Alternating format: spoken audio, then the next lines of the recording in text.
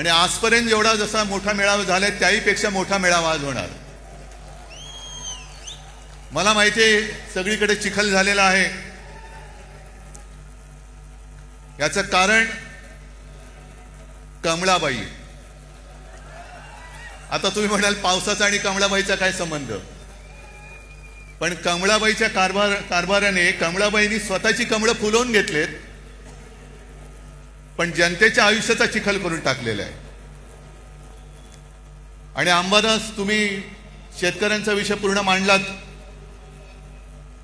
जी हालत शेतकऱ्यांची झाले त्याची थोडीशी चुणूक आपल्याला येईल या पावसात दिसताना आणि चिखलात बसल्यावरती।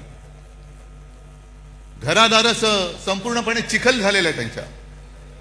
शेतकऱ्याची शेतजमीन तर वाहून गेलीच, पण घरादारामध्ये सुद्धा चिखल घुसलेला आहे।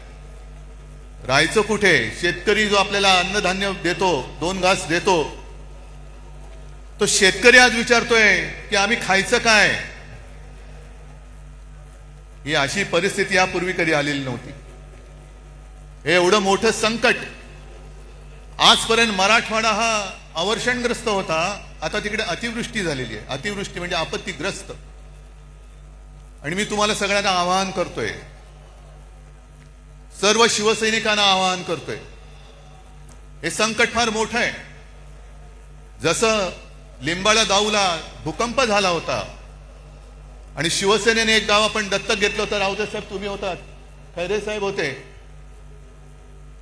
आपण अर्थात आपल्याकडे सरकार नाहीये, पण जी काय करता येईल ती फुलाची पाकळी ही मराठवाड्याच्या शेतकऱ्यासाठी आणि उद्ध्वस्त झालेल्या नागरिकांसाठी देऊ। अगदी मोठी बाग जरी नाही तरी काही जणांच्या आयुष्यात एखादं फुल जरी आपण फुलवू शकलो तरी मी म्हणेन आपल्या आयुष्याचं सार्थक झालं।